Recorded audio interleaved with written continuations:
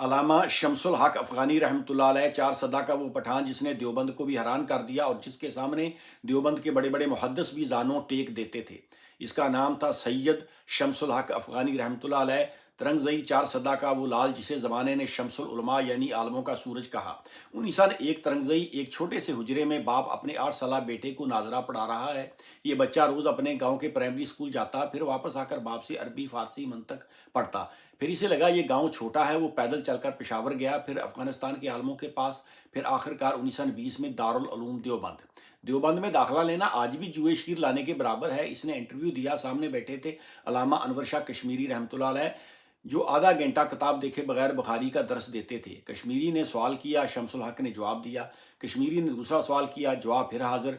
علامہ کشمیری مسکرائے، کہا لڑکے تم ترنگزئی سے آئے ہو یا بخارا سے؟ تمہارا دماغ تو لوہے جیسا ہے۔ بس پھر کیا تھا، وہ کشمیری کا خاص شاگرد بن گیا۔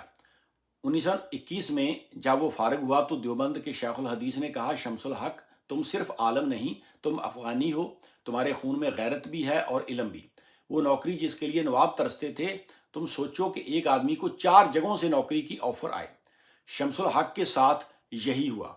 سندھ کے نواب نے کہا آؤ ارشاد العلوم لاڑکانہ کا صدر بنو، کراچی والوں نے کہا مظاہر العلوم سنبھالو، ریاست کلات بلوچستان کا بادشاہ نے قاصد بھیجا آپ ہمارے وزیر تعلیم اور چیف جسٹس بن جاؤ، اور خود دارالعلوم دیوبند نے کہا واپس آؤ ہمارے شیخ التفسیر بنو۔ اس نے سب کی بات مانی۔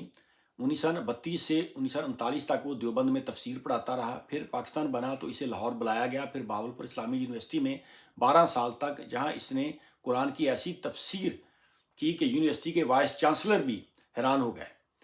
فرانس کے شہر پیرس میں گوروں نے ایک کانفرنس منعقد کی، نام تھا کیا اسلام جدید دور کا مذہب ہے؟ انہوں نے مسلمانوں کو بھی چیلنج کیا، پاکستان سے کسی کو بھیجنا تھا جو انگریزی بھی بولے، فلسفہ بھی جانے اور قرآن بھی۔ حکومت نے شمس الحق افغانی کو بھیجا۔ ہال میں تقریباً 500 گورے پروفیسر بیٹھے تھے۔ شمس الحق سفید شلوار قمیض، سر پر ٹوپی، ہاتھ میں عصا، گورے ان سے یہ کیا جواب دے گا؟ شمس الحق نے مائک پکڑا، پہلے انگریزی میں 10 منٹ بولا، پھر فرانسیسی فلسفیوں کے حوالے دیے، پھر قرآن کی آیت پڑھی۔ پورا حال سناٹے میں آ گیا۔ ایک گورا پروفیسر اٹھا، کہا اگر اسلام ایسا ہے تو ہم آج مسلمان ہوتے ہیں۔ وہی ڈاکٹر حمید اللہ جو پیرس میں رہتے تھے کہنے لگے آج میں نے دیکھا کہ ترنگزئی کا سورج پیرس میں بھی چمک سکتا ہے۔ اسی لیے ضیاء الحق نے 1980 میں اسے ستارہ امتیاز دیا۔ آخری وقت میں 16 اگست 1983 عمر 82 سال بستر پر لیٹا ہے، پاس اس کے کتاب علوم القرآن پڑھی ہے۔ بیٹے نے پوچھا ابا جان کوئی وصیت فرمائیں؟ کہا بیٹا میری قبر پر یہ لکھنا کہ یہ وہ آدمی تھا جو قرآن سے محبت کرتا تھا، اور آنکھ بند ہو گئی۔